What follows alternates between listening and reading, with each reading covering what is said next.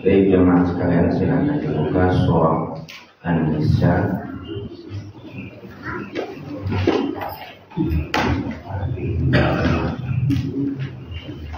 ayat 104.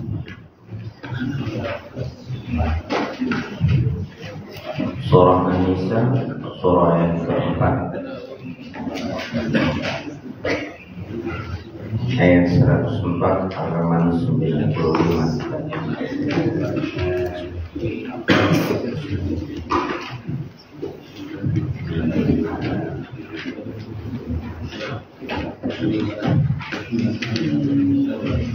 Posisi sebelah kanan paling bawah.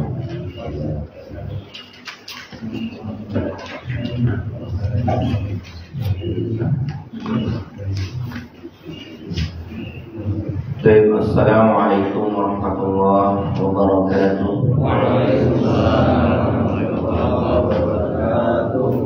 Alhamdulillah wa kafa, wassalatu wassalamu ala rasulina mustafa wa ala alihi wa ashabihi wa man wafa wa ba'du. Kita bersyukur kepada Allah Subhanahu wa ta'ala karena kita masih diizinkan untuk memperbanyak dan membangun kualitas amal yang nanti kita akan memberikan bekal menghadap Allah Subhanahu wa ta'ala, seperti amal yang insya Allah sudah kita lakukan secara rutin, secara istiqamah. Insya Allah ini seperti sabda Nabi, ahsanul amali adwamuha, sebaik-baik amal adalah amal yang dikerjakan terus menerus. Baik jemaah sekalian, seperti biasa kita mentadabburi ayat-ayat Al-Quran. Kali ini kita akan mentadabburi firman Allah surah An-Nisa 104. Dan kita awali kajian ini dengan baca doa. Bismillahirrahmanirrahim. Rabbi zidni ilma, Allahumma anfa'ni bima 'allamtani wa 'allimni ma yanfa'uni warzuqni ilman yanfa'uni. Amin.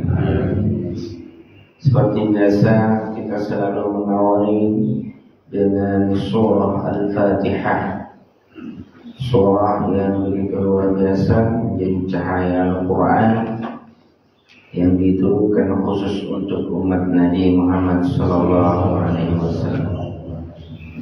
A'udzu billahi minasyaitonir rajim. A'udzu billahi minasyaitonir rajim. Bismillahirrahmanirrahim.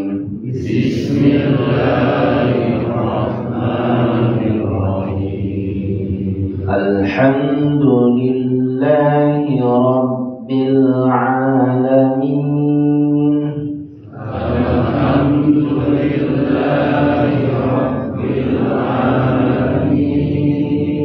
Ar-Rahmanir Rahim. Ar-Rahmanir Rahim. Maliki yaumiddin. Maliki yaumiddin. Iyyaka na'budu wa iyyaka nasta'in. Iyyaka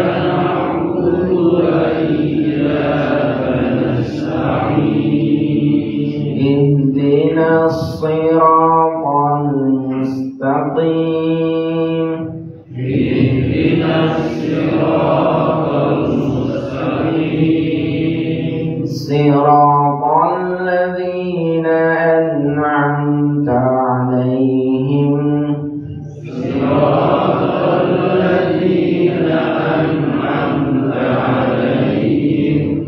غير المغضوب عليهم ولا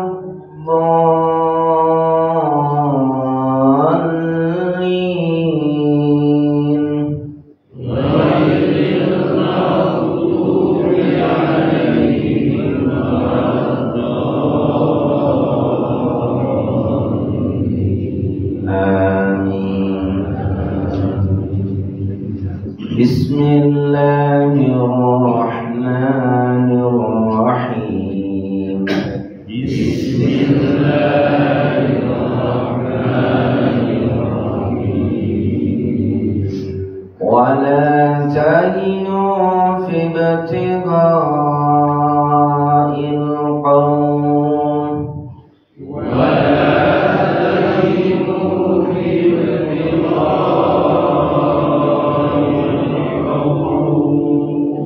إن تكونوا تعلمون فإنهم يعلمون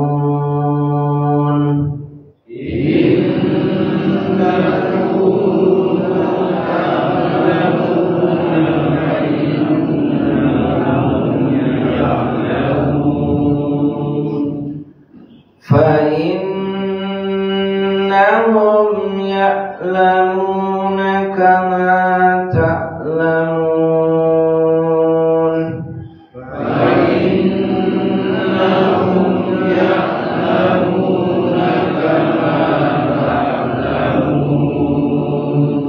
وترجون من الله ما لا يرجون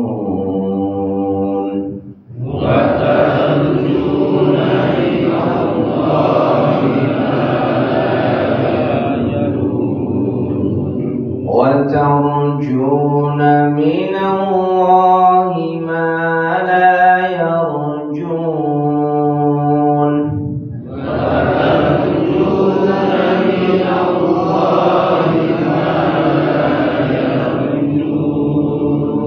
وكان الله عليما حكيما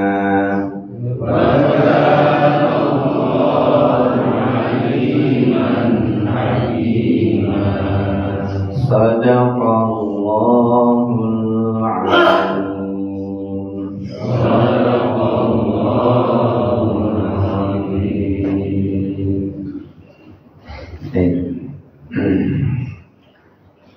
Kita artikan langsung. Bismillahirrahmanirrahim. Bismillahirrahmanirrahim. Wala tahinu. Wala tahinu. Dan janganlah kalian merasa lemah.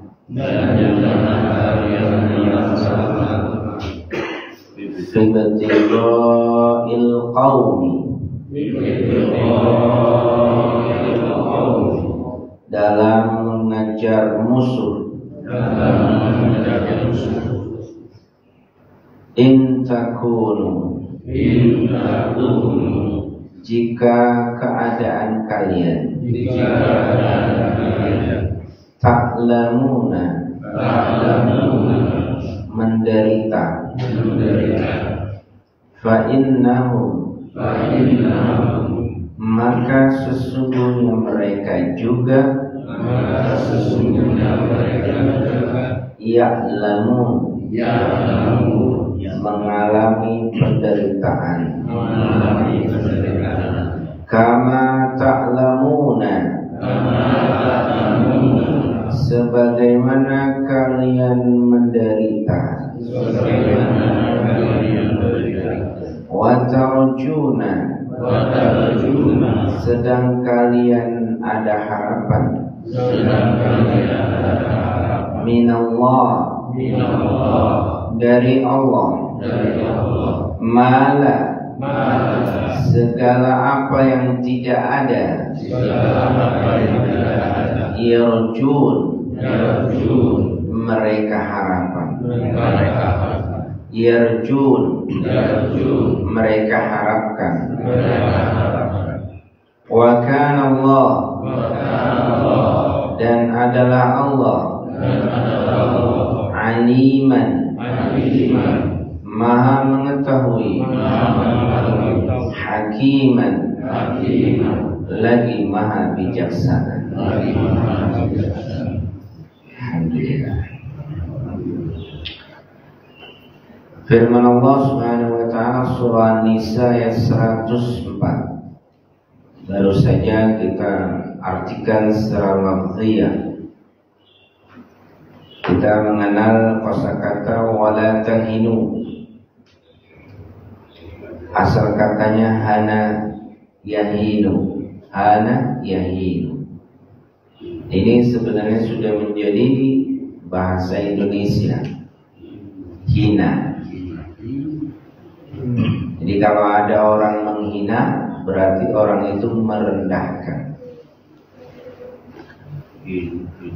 Ya hana yahinu. Ya kan? Jadi Indonesia ini suka ngambil bahasa. Jadi hana yahinu itu bahasa. Jadi menghina itu asalnya bahasa. Nah, seperti contohnya MPR, Majelis Permusyawaratan Rakyat. Itu bahasa Arab semua, Pak. Majelis itu bahasa Arab, permusyawarah itu bahasa. Rakyat juga asal katanya dari ra'iyah. Ya kullukum ra'in wa kullukum mas'ulun an ra'iyatihi, itu hadis. Setiap kalian adalah pengembala. Wa kullukum mas'ulun an ra'iyatihi, dan setiap kalian akan diminta pertanggungjawaban dari pengembalaannya. Jadi ra'iyah itu rakyat. Nah, jadi majelis permusyawaratan rakyat. DPR juga begitu, dewan. Itu bahasa Arab. Diwanun, kantor. Nah, jadi seperti itu. Fibtiga'il qawl. Fibtiga'il qawl. Ibtiga artinya mengejar. Di sini bisa konteks maknanya adalah menyerang. Al-qawl itu maksudnya adu. Adu itu musuh.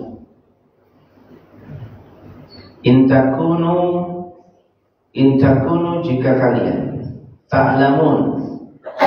Ini bacanya harus hati-hati. Jangan dibaca ta'lamun. Beda makna. Jadi maka makhraj itu penting dalam membaca Al-Quran. Jadi kita harus detail mempraktekkan makhrajnya. Kalau boleh kita ta'lamun dibaca ta'lamun, atau sebaliknya ta'lamun dibaca ta'lamun.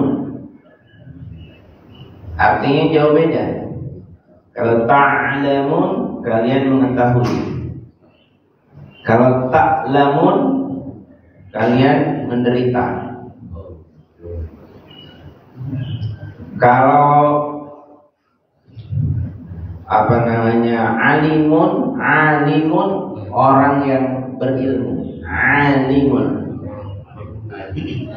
Tapi kalau alimun orang yang sakit, jauh bedanya. Maka hati-hati jangan berubah-ubah hamzah menjadi ain, atau sebaliknya ain menjadi hamzah. Nah, jadi kalau bahasa Arab, kalau bertanya atashkuru bi alamin, apakah kamu merasa sakit? Atashkuru bi alamin, apakah kamu merasa sakit? Ya kan? Kalau dengar-dengar kita baru tahu alim, ini pertanyaannya ke orang alim. Bukan, ya kan? Pertanyaannya adalah apakah kamu merasakan sakit? Ta'lamuna sakit. Fa innahum ya'lamun. Ya, maka sesungguhnya mereka juga ya'lamun, merasa sakit. Kama ta'lamun, sebagaimana kalian merasa sakit. Wa tarjun, asal katanya roja, yarju, roja. Nah, ada harapan, mengharap. Nah, mengharap dari mana? Minallah, dari Allah. Maka yarjun, segala apa yang mereka tidak ada harapan. Mala yarjun, mereka tidak punya harapan. Wa kana Allah, dan Allah itu adalah aliman, maha mengetahui. Aliman itu sifat mubalaghah yang menunjukkan pengetahuannya tak terbatas. Ya. Kalau orang pakainya alim, kalau zat Allah selalu pakainya alim, jadi beda. Kalau orang, sifat orang itu alim, ainnya pakai alif, ya, kemudian lam mim. Tapi kalau zat Allah selalu lamnya ditambah dengan ya, akhirnya mim. Jadi alim. Karena alim beda dengan alim. Kalau alim itu punya keterbatasan. Tapi kalau alim tidak ada keterbatasan. Kemudian hakimah, bijaksana. Kalau manusia hakim gitu aja, hakim.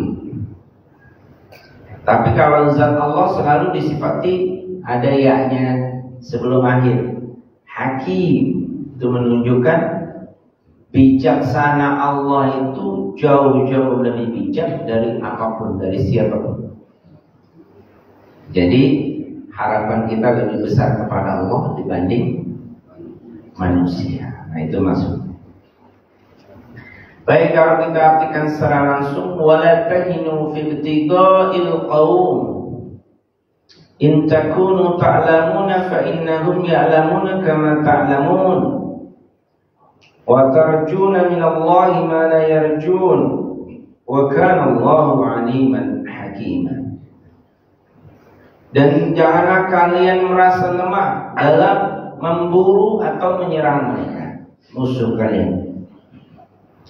Jika kalian mengalami penderitaan, maka sesungguhnya mereka juga mengalami penderitaan seperti penderitaan yang kalian alami. Sedangkan kalian punya harapan dari Allah dan mereka tidak punya harapan dari Allah. Dan Allah adalah Maha mengetahui lagi Maha bijaksana. Ayat ini rentetan daripada ayat yang berbicara tentang situasi peperangan. Latar belakang atau asbab nuzul daripada ayat ini adalah perang Uhud yang terjadi 1 tahun lebih, 1 tahun 1 minggu setelah perang Badar. Perang Badar itu jumlahnya 300 lawan 1000. Sementara perang Uhud jumlahnya kaum muslimin 1000 lawan 3000. Tapi kaum muslimin kekuatan 1000 itu dihasut oleh Abdullah bin Ubay, orang munafik, bahwa nggak perlu perang. Perang itu akhirnya nanti mati. Kalau mati repot kita. Ya, jadi nanti pulang tinggal nama. Nah, ditakut-takuti seperti itu. Takut-takuti seperti itu. Akhirnya mundur 300. Jadi tinggal berapa? Tinggal 700 melawan 3.000. Kemudian ada pasukan pemanah, kavaleri pemanah. Strategi perangnya diatur bahwa pemanah itu harus bertahan di Bukit Uhud. Ya, di Bukit Uhud. Rasulullah mengamanati, menugaskan pasukan pemanah harus standby di Bukit Uhud. Siapa yang pernah ke Bukit Uhud? 1000 mil, 1000 meter ya ketinggian, ya, kemudian panjangnya 5 mil. Itu gunung ini cuma batu-batu aja, nggak ada pohon jambu, nggak ada.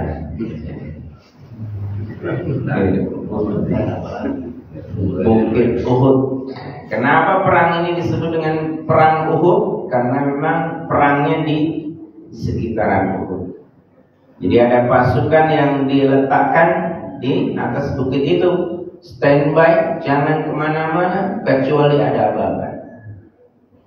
Nah, ternyata ketika terjadi pertempuran, kaum musyrikin mundur dan berlari, kalah.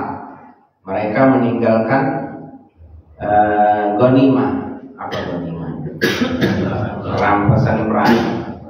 Nah, sementara pasukan pemenang lihat ke bawah, wah, kayaknya ini menggiurkan. Jadi kalau udah melihat harta, melihat materi itu udah lupa tugasnya. Sehingga akhirnya dia tidak ingat pesan Nabi. Akhirnya dia turun. Ya, hanya sebagian kecil yang bertahan, turun ke bawah. Rebutan, ngambil yang ditinggalkan orang-orang musyrik itu. Nah, saat itu Khalid bin Walid belum masuk Islam. Akhirnya Khalid tahu kaum muslimin turun. Sudah, saat itu kesempatan harus diserang. Akhirnya benar diserang. Dari situlah lahir kekalahan kaum muslimin. Banyak terluka, hampir saja Rasulullah tidak terselamatkan. Ya, di situ terjadi kekalahan dan banyak luka. Nah, di saat banyak luka itu kaum muslimin terjadi banyak mengeluh. Ada yang patah tangan, ada yang luka, ada yang macam-macam. Akhirnya mereka mengeluh, ya Rasulullah, kami patah tangannya. Ya Rasulullah, kami kakinya enggak ada. Ya Rasulullah, kami berdarah-darah. Ya Rasulullah, dan seterusnya. Akhirnya turun ayat ini. In takunu ta'lamun wa la tahinu fi ibtigha'il qaum. Jangan merasa lemah seperti itu. In takunu ta'lamuna fa innahum ya'lamuna kama ta'lamun. Kalau kamu merasa menderita, mereka juga perang menderita juga. Mereka juga ada yang luka. Mereka juga ada yang terbunuh. Ya.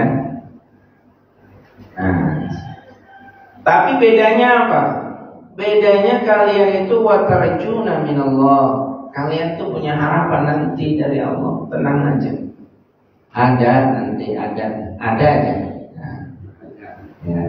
Ada nanti ganjarannya, ada nanti hadiahnya, ada nanti hasilnya, pasti ada. Tenang, jangan khawatir. Mala yarjun, akan tetapi mereka tidak punya harapan. Mereka sulit, kita sulit, tapi kita punya harapan. Mereka tidak punya harapan. Nah, apa maknanya?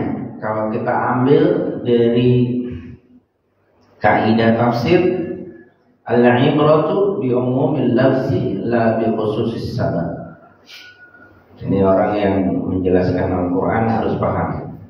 Al-ibratu bi umumil lafzi la bi khususis sabab. Jadi Al-Quran itu harus bisa diambil ibrahnya dari keumuman lafaz, bukan dari kekhususan sebab. Kalau kita melihat kekhususan sebab, maka ini kondisinya saat perang. Nah, kira-kira sama nggak dengan kondisi kita? Kita sekarang perang nggak? Enggak. Ya kan? Kita sekarang putus tangan terus luka-luka nggak? Enggak. Ya, terus. Nanti kalau dia nggak punya kaidah seperti ini, akhirnya ayat ini tidak berguna buat kita sekarang ini. Tidak, konteksnya tidak pas.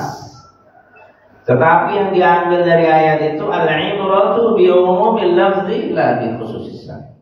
Yang diambil itu keumuman lafaz, makna umumnya. Apa makna umumnya? Coba lihat kita saat ini, kehidupan kita saat ini. Kita merasakan kaum muslimin itu dari tahun ke tahun itu menderita.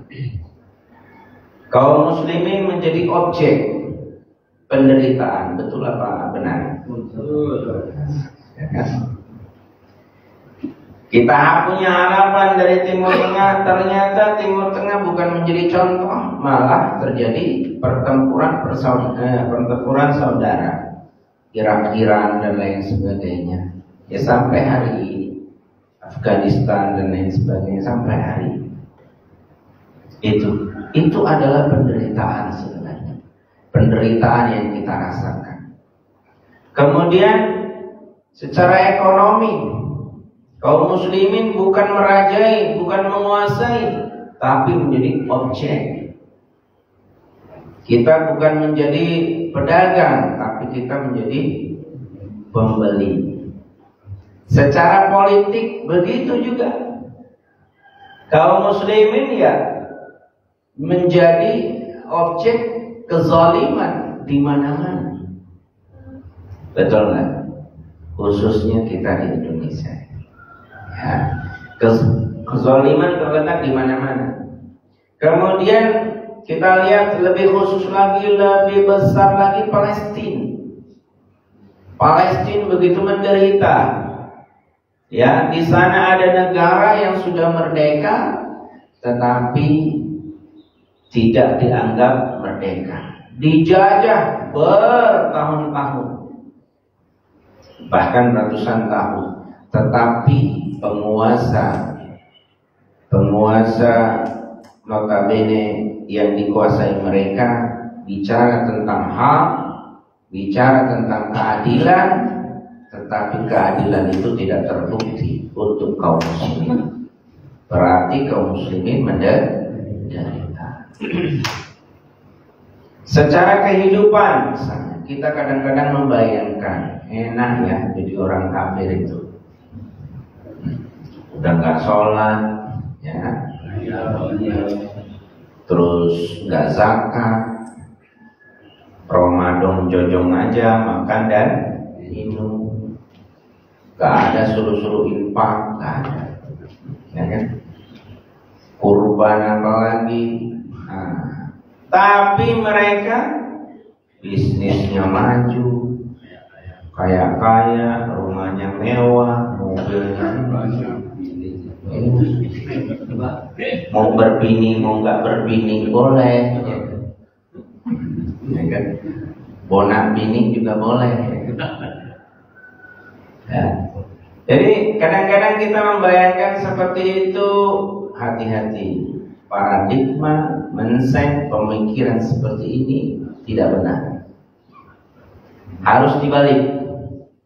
Sebenarnya ketika kita memandang mereka itu enak, itu hanya sebatas sawang sinawang, kata orang Jawa. Iya, sawang sinawang itu hanya sebatas penglihatan kita aja. Betul. Padahal sesungguhnya jiwa mereka itu menderita. Jiwa mereka itu menderita sebenarnya, dan mereka juga sulit. Mau usaha mereka juga sulit, banting tulang, gagal berkali-kali, bahkan bisa berapa itu?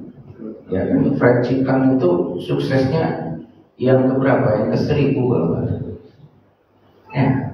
Jadi gagal berkali-kali.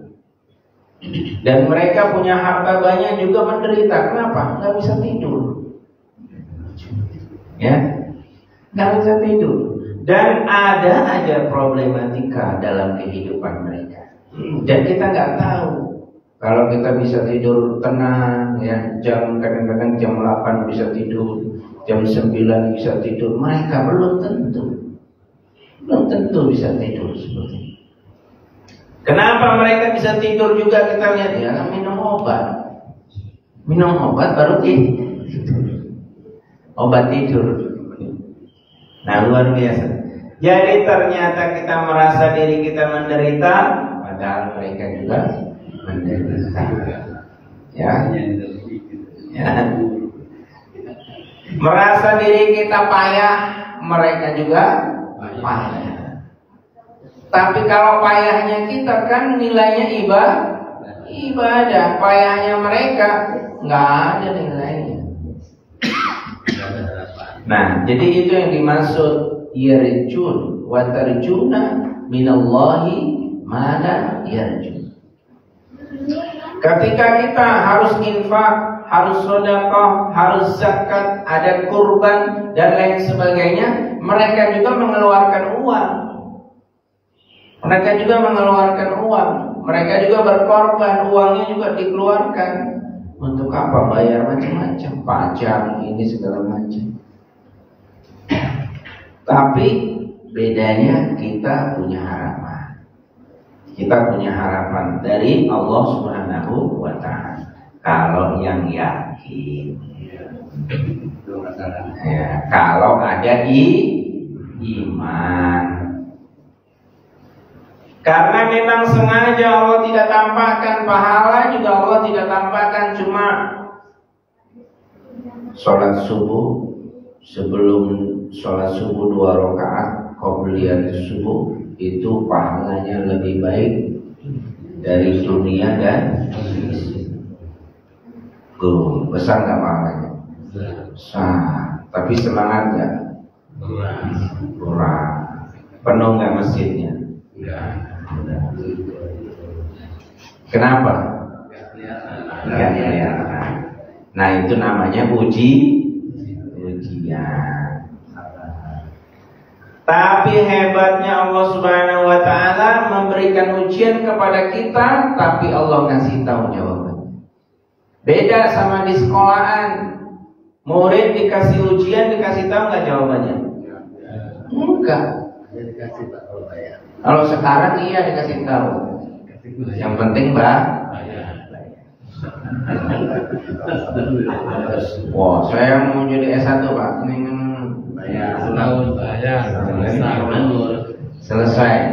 Udah sarjana. Baru sebentar lagi S2. Besok lagi doktor. Luar biasa. Ternyata ujiannya cuma 5 soal. Itu pun di kamarnya pakai layar. Enak sekali jadi dokter. Ya, jadi seperti itu. Nah, jadi apa lagi? Jadi itulah. Maka kita harus menghayati bahwa mindset cara berpikir itu kita harus samakan dengan konsep Al-Quran. Harus samakan, matchingkan dengan konsep Al-Quran. Jangan sama. Kalau bisa salah, nanti kita malah menjadi pemikiran-pemikiran yang sesat. Dan ibadah kita tidak kita hayati, tidak kita jiwai, sehingga ibadah kita tetap jadi sebatas keterpaksaan. Ke masjid terpaksa, puasa terpaksa, ya, sholat subuh terpaksa, sedekah terpaksa semua. Kenapa kok terpaksa? Iya, nggak enak tetangga. Kita jadi RT ini nggak enak juga. Udah itu ditunjuk lagi takmir masjid. Repot pula. Nambah nggak enak. Sudah itu sering dipanggil-panggil ya sih.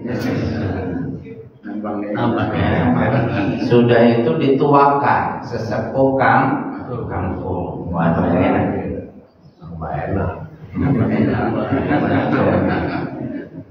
Jadi kita belum teruji. Jangan-jangan kita belum teruji.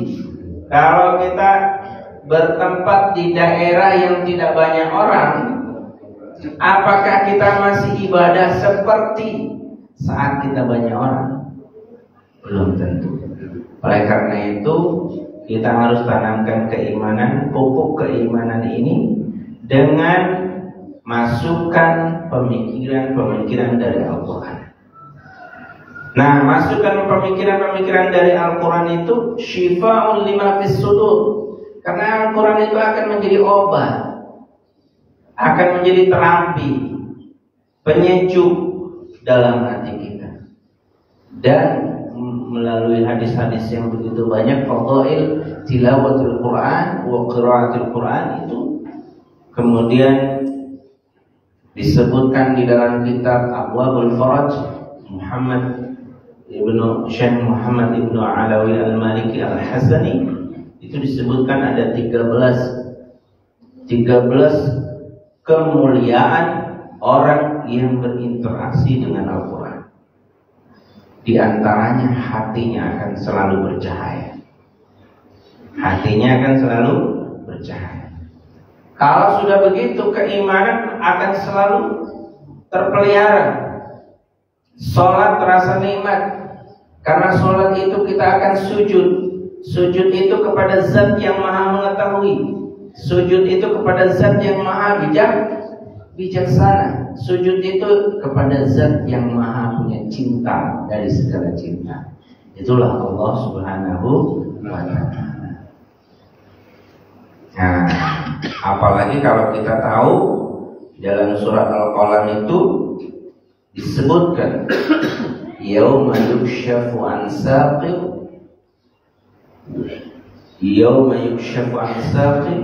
wa yud'auna ila sujudi fala yastati'. Nanti pada hari kiamat itu akan ada manusia itu diundang oleh Allah, dipanggil oleh Allah, dan dalam kondisi genting seperti itu mereka diperintahkan untuk rekonstruksi sujud. Tetapi ada di antara mereka yang fahum la yastati'un. Mereka ada yang suruh sujud, tapi di dalam tafsir At-Tabari dikatakan begitu mau sujud jatuh.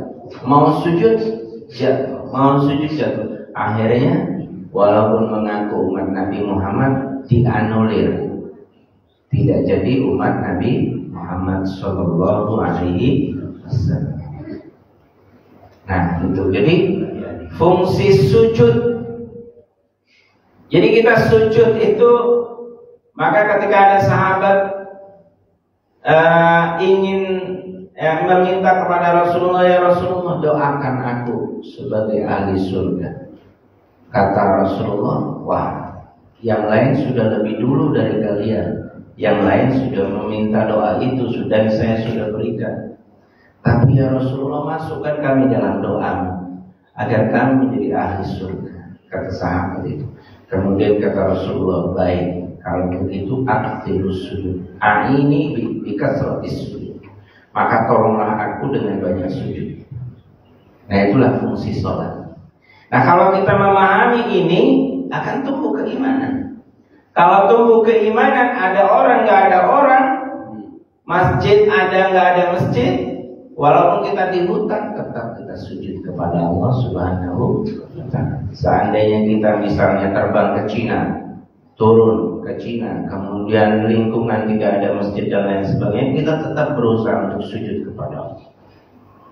Kita tinggal di Bali atau di mana gitu kan, yang dekat sini. Nah jadi seperti itu. Nah itulah fungsi keimanan. Jadi di sini, di ayat ini menguatkan akidah kita. Kita perlu ingat kesulitan kita sama juga dengan kesulitan orang kafir. Orang kafir hidupnya juga sulit, kita sulit juga memang. Tapi kesulitan kita itu ada harapan. Wa tarjuna minallahi ma la yarjun. Nah, kalau di dalam syariat kita jadi suami harus bertanggung jawab. Jadi suami harus bertanggung jawab jadi pimpinan keluarga. Qu anfusakum wa ahlikum. Jaga diri dan keluargamu dari api neraka.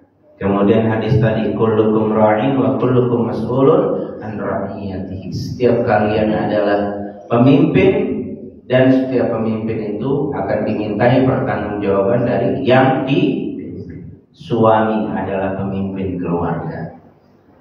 Ya harus punya tanggung jawab. Tugasnya bukan hanya memberikan nafkah, tapi lihat istri kita. Sudahkah istri kita punya akidah yang benar? Sudahkah istri kita punya pengamalan syariat yang benar? Sudahkah istri kita mengamalkan sunnah Nabi?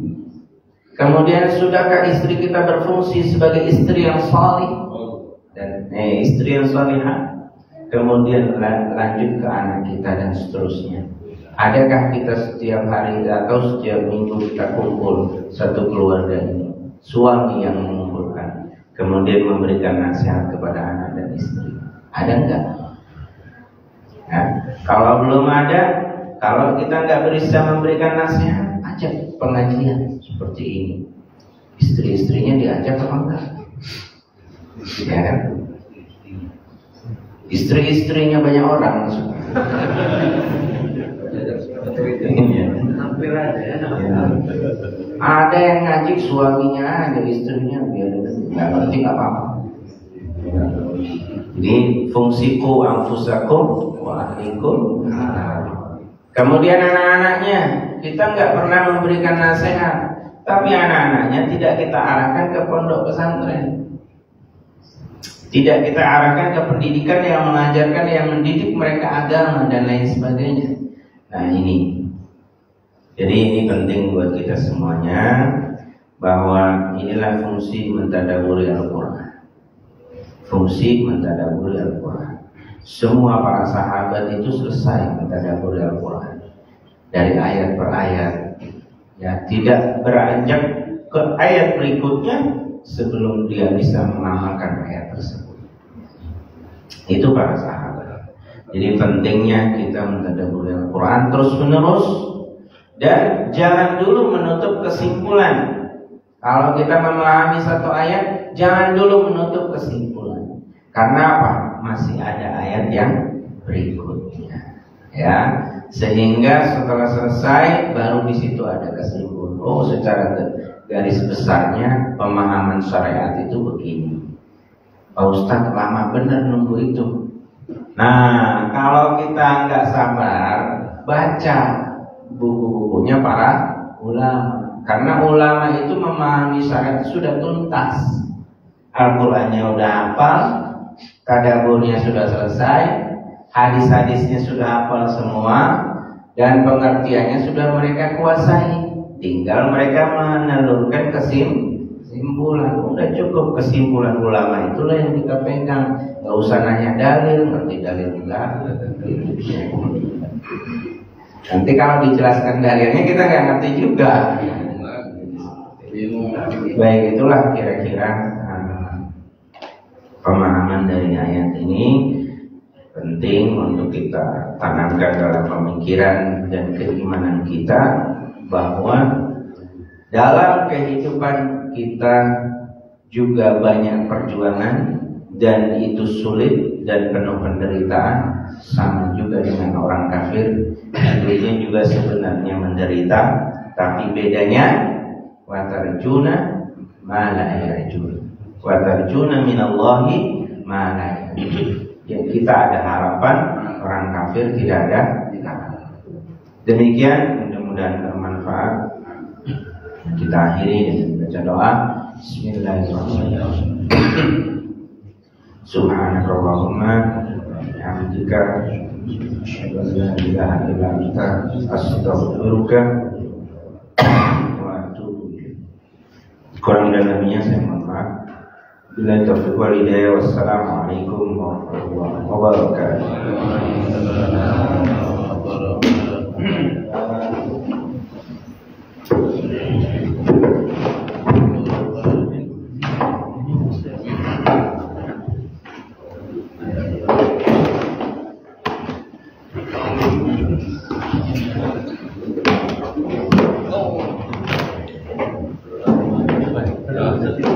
Itu sudah beda.